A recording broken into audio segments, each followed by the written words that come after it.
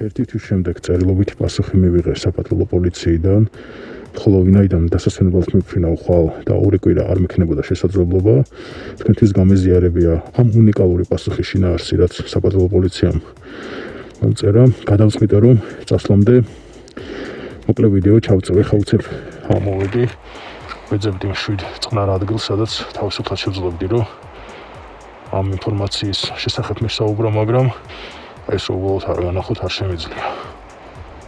აი ამას შეხედეთ. ავიც ამიტომ ახლა სხვა ადგილს მოვძებნი და მოგიყვებით იმ მცირე ინფორმაციას და სიახლეებს, რომელიც მივიღე. თქვენ მანამდე გამოიწერეთ ჩემი YouTube არხი და ამოტეთ Instagram-ზეც, თითოეულ Instagram-ის გამოწერას პასუხობ გამოწერით, ვიმეგობროთ, გავზიაროთ ერთმანეთს აზრი და ჩვენი შეხედულებები.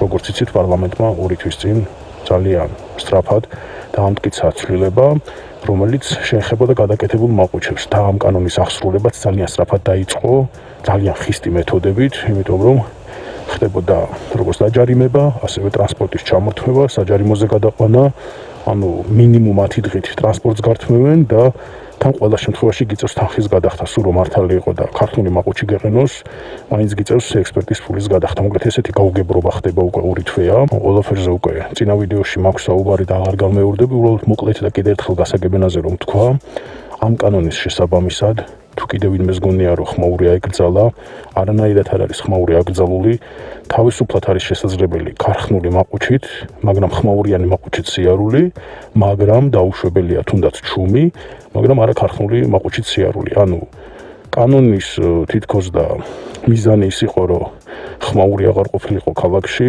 რომელსაც ალბათ ყველა ნორმალური ადამიანი დავეთანხმებით, რომ ზღვარს გადასული ხმაური და მით უმეტეს ღამის საათებში ნამდვილად შემაწუხებელია, მაგრამ კანონმა დეციბელები კი არ დაარეგულირა, უბრალოდ კაპრიზულად განაცხადა, რომ გადაკეთებული მაყუჩი დაუშვებელია. ამიტომ თუ კიდევ ვინმეს გჯერათ და ფიქრობთ, რომ ამ კანონის მიხედვით ხმაური შეიზღუდა და ვაშა მეგობრებო, რა მაგარი კანონი მივიღეთ, ვიდეოს აღწერაში დავდებ ოფიციალურ ფორმულებს, გაიცანით შესაბამის გადაწყვეტილებებს, საკანონმდებლო ცვლილებებს და თავადვე დარწმუნდებით, რომ იქ ხმაურზე საერთოდ ერთი სიტყვა არ არის ნათქვამი.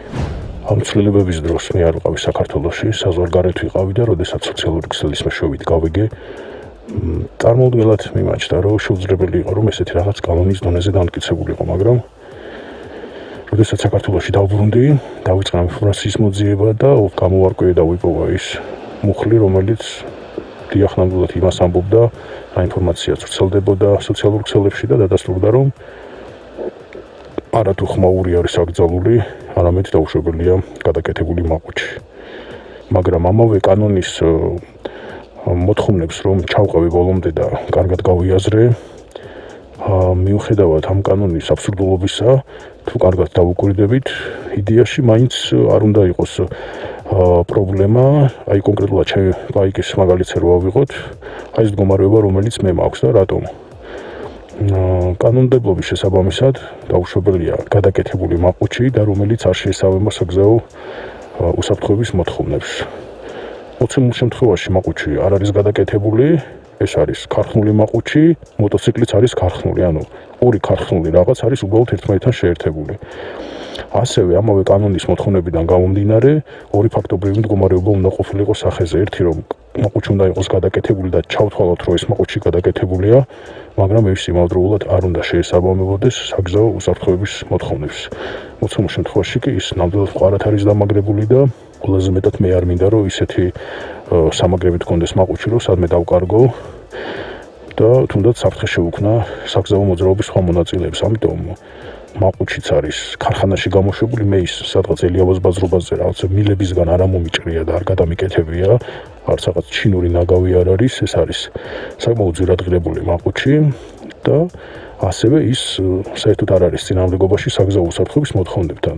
შესაბამისად, ამ კანონის მოთხოვნების კარგად გაანალიზების შედეგად მივხვდი, რომ ის ქაოსი, რაც პირველ დღეებში ხდებოდა, ალბათ არასწორად იყო კანონიდან გამომდინარე აგორებული ის ტალღა და შესაბამისმა სამსახურებმაც ალბათ არასწორად დაიწყეს ალბათ ამ ყველაფრის რეალობაში მოყვანა და მიუხედავად ამ ყველაფრისა, მე მაინც გადავწყვიტე, რომ დამეყენებინა ჩემი ბაიკი და ამ კანონში არსებული ცოტა არც თუ ისე გასაგებად დაფიქსირებული ცვლილებებიდან გამომდინარე ოფიციალური წერილით მე მიმართა იმ ორგანოსთვის, რომელსაც ხელეწიფება, რომ ესეთ საკითხებზე მოქალაქეებს მისცეს განმარტება, იმიტომ რომ ის გაჩერებს, ის გაჯარიმებს, ის გაკლებს ქულებს, ის გართმევს შუაგზაში მიმავალ ტრანსპორტს და შესაბამისად უნდა გქონდეს ხო რაღაც კონკრეტული ძალიან მკაფიო მოთხოვნები და ინსტრუქციები, რომლის მიხედვითაც იმ ორგანოს თანამშრომლები მოქმედებენ. შესაბამისად, როგორც ცივილიზებულ სამყაროში ხდება და როგორც კანონდამცველი მოქალაქე მოიქცეოდა,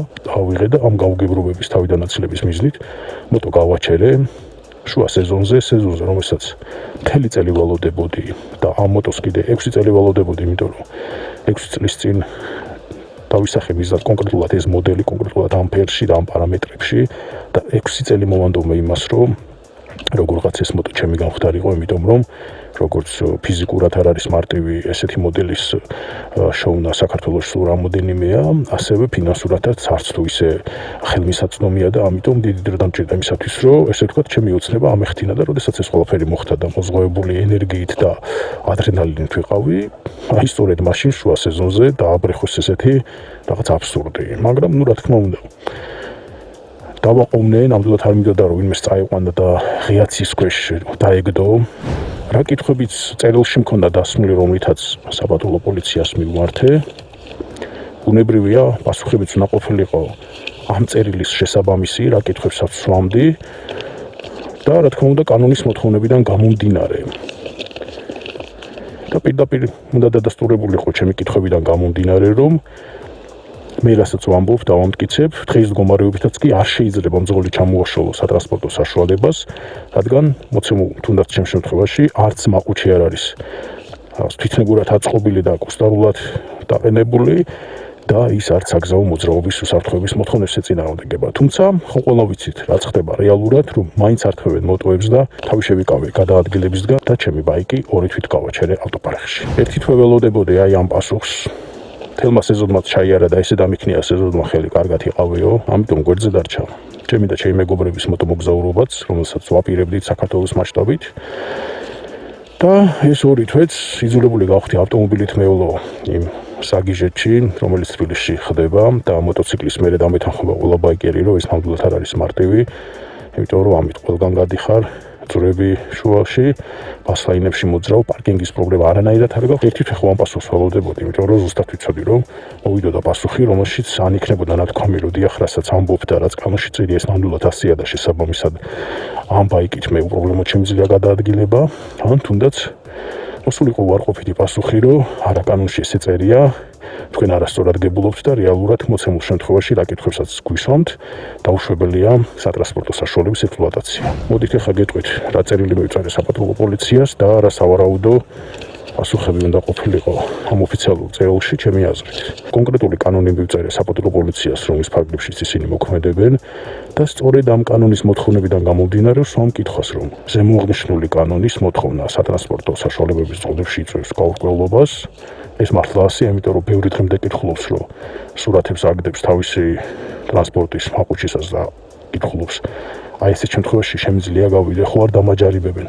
სოციალურ ქსელში კითხულობენ, ზოგი ეუბნება არ დაგაჯარიმებენ, ზოგი ეუბნება დაგაჯარიმებენ, ამიტომ მნიშვნელოვანია, რომ ესე დროს მივიღოთ ოფიციალური ინფორმაცია, ასევე საკითხის მნიშვნელობიდან გამომდინარე და იმის გათვალისწინებით, რომ სანქციები საკმაოდ მკაცრია, რაც იწვევს ზღოლის დაჯარიმებას, ქულათა რაოდენობის შემცირებას და იმავდროულად ტრანსპორტის საჯარიმო სადგომზე გადაყვანა ჩამორთმევას. შემდგომში გაუგებრობის თავიდან აცილების მიზნით გთხოვთ მომცეთ სამართლებრივი განმარტება, რომლის შესაბამისადაც უკვე ცალსახად მეწოდინება. რა შემთხვევაში მეკრძალება სატრანსპორტო საშუალებების ექსპლუატაცია და რა შემთხვევაში არა. საკითხი მართლაც აქტუალურია, ეს არ არის უბრალოდ ის შემთხვევა, რომ გახვედი ბაიკით და რაღაც ჯარიმა გამოგიწერეს და ამით შემოიფარგლა ყველაფერი. ხა ჯარიმები რო იყოს მხოლოდ ალბათ ბევრი მაინც გააგრძელებს სიარულს, იმიტომ რომ ჯარიმას გადაიხდი, ქულებსაც დაემშვიდობები როგორღაც, მაგრამ როდესაც ტრანსპორტს გართმევენ და მიყავთ, ეს უკვე ხისტი მეთოდია.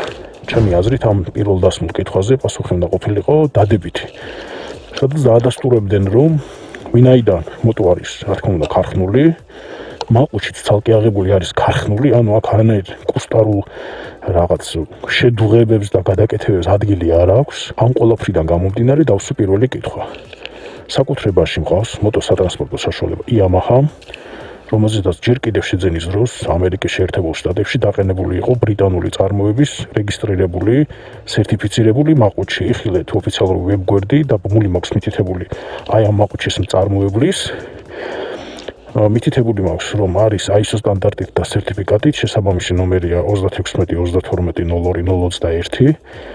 ანუ ზემოაღნიშნული მაყუჩი არის ქარხანა დამამზადებლის მიერ ოფიციალურად სერტიფიცირებული და გამოშვებული, არათუ ჩემს მიერ კუსტარულად ავტოფარეხში აწყობილი. იმიტომ რომ კი ავტოფარეხში რაღაცებს მე ვაწყობ ხოლმე, ეხლა ამას წინ მოტოსაბარგული ავაწყო. ანუ არის რაღაცა და შეიძლება იყოს კუსტარული, მე ავაწყო, მაგრამ არის რაღაც არის ქარხნული, ამიტომ ეს მაყუჩი არის ქარხნული. ქარხანაშია გამოშვებული და არა ჩემს მიერ აწყობილი. შესაბამისად, მითითებული გარემოებების გათვალისწინებით, დასაშვებია თუ არა, ქარხნულ მოტოციკლებზე Yamaha ქარხანა დამამზადებლის მიერ და ბრენდი მაქვს მითითებული, რომლის გამოშვებულიც არის ეს მაყუჩი, გადაადგილება. თუ ვინაიდან მაყუჩი არ არის უშუალოდ Yamaha-s ფირმის, ითვლება გადაკეთებულად. შესაბამისად, აქ ველოდებოდი, რომ პასუხი იქნებოდა ან დადებითი, ანუ არყოფითი, რა თქმა უნდა, სხვა ვარიანტი ხომ არ არის. ერთ შემთხვევაში დამიდასტურებდნენ, რომ ვინაიდან მოტო ქარხნულია, მაყუჩი ქარხნულია, ანუ სხვა ქარხნის, მაგრამ ქარხნულით გამოშვებულია და ერთმანეთთან დაკავშირებულია. აქ რაიმე კუსტარულ გადაკეთებას ადგილი არ აქვს. ან იმ შემთხვევაშიც კი თუ დავუშვათ ამ მაყუჩს ჩვენ ჩავთვლით, რომ არა ქარხნულია და გადაკეთებულად ითვლება, მეორე ფაქტობრივი გარემოება არ გვაქვს სახეზე, ანუ ის საგზაო მოძრაობის უსაფრთხოების მოთხოვნებს არანაირად არ ეწინააღმდეგება. ეხლა ნებისმიერ ექსპერტთან შემიძლია მივიყვანო მოტო და ამ მაყუჩს უბრალოდ ვერ მოაძრობთ თუ ჭანჭიკებით არ მოხსენით, იმიტომ რომ ნამდვილად მყარად არის დამაგრებული. ერთი პასუხი ეს უნდა ყოფილიყო, მეორე კი ყველა შემთხვევაში უარყოფითი, რომ მიუხედავად იმისა, რომ მაყუჩი ქარხნულადაც რომ ითვლებოდეს, მიუხედავად იმისა, რომ საგზაო მოძრაობის უსაფრთხოების მოთხოვნებსაც არ ეწინააღმდეგება ეს ყველაფერი, როგორც თქვენ აღწერთ, მაინც დაუშვებელია ამ ტრანსპორტით გადაადგილება. ხო, შემდეგი კითხვა. ზემოაღნიშნული კანონის თანახმად ირკვევა, რომ აუცილებელია სახეზე იყოს ორი ფაქტობრივი გარემოება. მაყუჩი უნდა იყოს გადაკეთებული და ის იმავდროულად არ უნდა შეესაბამებოდეს საგზაო უსაფრთხოების მოთხოვნებს. შესაძლებელია თუ არა გადაკეთებული მაყუჩით სატრანსპორტო საშუალების ექსპლუატაცია, მაგრამ თუ ის შეესაბამება საგზაო უსაფრთხოების მოთხოვნებს. სწორედ ეს იყო მეორე კითხვა. მესამე კითხვა მდგომარეობდა შემდეგში. საქართველოში ფიზიკურად არის შოვება გარკვეულ მოტოსატრანსპორტო საშუალებების ქარხნული მაყუჩი, ხოლო უცხო ქვეყანაში მოძიებისა და გამოწერის შემთხვევაში ის დაკავშირებულია დიდ დროსთან, ღირებულებასთან, ტრანსპორტირების ხარჯებთან, მით უმეტეს რომ მოცულობითია და მძიმე, რასაც ასევე ემატება გამბაჟების თანხა, ხოლო იმის გათვალისწინებით, რომ კანონის შესაბამისად ისეთი სატრანსპორტო საშუალებების ექსპლუატაცია ეგზავნება, რომელსაც გადაკეთებული აქვს მაყუჩი, კითხვა მდგომარეობს შემდეგში. შესაძლებელია თუ არა მაყუჩის დაბოლოების, რომელსაც თქვენი ორგანო განიხილავს როგორც გადაკეთებულს, საერთო დემონტაჟი. ანუ აქ ვკითხულობთ, რომ თუ გადაკეთება არის პრობლემა, ხო გვაქვს უფლება რომ კითხვა დავსვათ, რომ საერთოდ რომ მოხსნათ დემონტაჟი რომ გავაკეთოთ, ამ შემთხვევაში რა ხდება?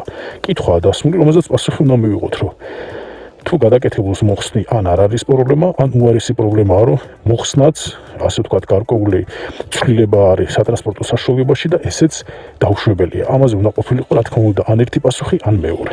და ბოლო კითხვა, რომელიც დავაფიქსირე, ეს იყო შემდეგნაირად ჩამოყალიბებული. ვრცელდება თუ არა ზემოაღნიშნული კანონის მოქმედება საქართველოში არარეგისტრირებულ სატრანსპორტო საშუალებებზე, ასეთი არსებობის შემთხვევაში გათვალისწინებულია თუ არა ავტომაგისტრალს რაიმე სახის საინფორმაციო გამართლებელი საგზაო ნიშნები. გთხოვთ შემჭირდებულ ვადებში დროულად მაცნობოთ კონკრეტულად ზოგადი შაბლონური პასუხის გარეშე მითითებულ კითხვებზე კონკრეტული პასუხები. ანუ ვიცი რომ როგორც პასუხობენ ხოლმე რომ არ არის ხოლმე კონკრეტიკა, არავინ არ იღებს თავის თავზე პასუხისმგებლობას, რომ კონკრეტულად კი პასუხოს მიუხედავად იმისა, რომ საკმაოდ მნიშვნელოვანი საკითხია და რასაც აღნიშნავდი, ამიტომაც მოვითხოვდი შემჭრდროებულ ვადებში პასუხის გაცემას, იმიტომ რომ მართლა მნიშვნელოვანია ეს საკითხი, იმიტომ რომ მორითვე რომ ტრანსპორტს გააჩერებ, ეს ცოტა არ არის. ჩვენთვის ყოველ შემთხვევაში ძალიან ბევრია და ვინც მოტოთი არ დადის და შავფანჯრებიანი შკოდა ოქტავიები ემსახურებათ და ბასლაინებში დაქრიან, იმათთვის ალბათ არანაირი მნიშვნელობა არ აქვს ამ კანონს, მაგრამ ჩვენთვის ეს ნამდვილად ძალიან მნიშვნელოვანი იყო. ამიტომ ვითხოვდი კონკრეტულ კითხვებზე კონკრეტულ პასუხებს, შემჭრდროებულ ვადებში ვითხოვდი პასუხის გაცემას, იმიტომ რომ სეზონი იყო, ყველას გვინდოდა მოტოების სიარული, აბა 31 დეკემბერს ახლა არ გონია რომ სპორტბაიკით მით უმეტეს თუ წვიმა ანთოული იქნა, ვინმე გარეთ გამოვიდეს ამ სიცივეში, ამიტომ გვინდოდა რომ სწრაფად მოსულიყო პასუხი. ერთი თვე მაინც მომიწია ამ პასუხის ლოდინმა, გავიდა აგვისტოც, ივლისი გავიდა აგვისტოც და სექტემბერიც უკვე დასასრულს უახლოვდება. ბოლო კითხვა ჩემთვის ნაკლებად მნიშვნელოვანი იყო, მაგრამ საქართველოში მყოფ არაქართულ ნომრებზე რეგისტრირებულ მოტოსატრანსპორტო საშუალებების წუღუდებს საკმაოდ აინტერესებდათ. ვინაიდან სხვა კითხვებიც ჰქონდა დასმული, ეს კითხვაც იქვე ჩავამატე. და თქვენ თვითონაც წარმოიდგინეთ ახლა რომ ტურისტი ხარ, თურქეთიდან შემოხვედი საქართველოში, მიდიხარ სომხეთში, გავლით ხარ, შეიძლება ერთი დღე დაყო ან რამოდენიმე საათი საქართველოში და 10 დღე წაგართვან მოტოციკლი, მინიმუმ 10 დღე თუ მეტი არა, დაგაჯარიმონ და ასე შემდეგ. ახლა გფიქრობთ რომ რეალობაში ესეთი რამე შესაძლებელია?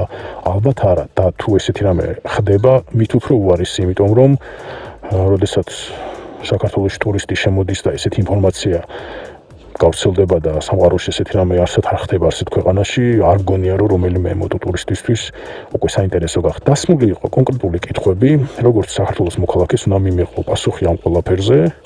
მოვიდა წერილი, რომლის გახსნაც არ ვიჩქარე, იმიტომ რომ ვიცოდი რომ ახლა კონკრეტულ კითხვებს ვსვამ და მეტყვიან ან კი ასეა, ან ასე არ არის. შვიდად წავედი სახლში, ხავა მოვიმზადე, დავლიე, კონვერტი რომ გავხსენი, მივიღე პასუხი. ვიცი რომ ახლა თქვენც დაიძაბეთ და ელოდებით რაღაც განსაკუთრებულს, როგორც მე. და შეხედეთ, პასუხი გაცემულიც კი არ არის, ანუ კანონის მუხლია copy-paste-ით ჩაგდებული.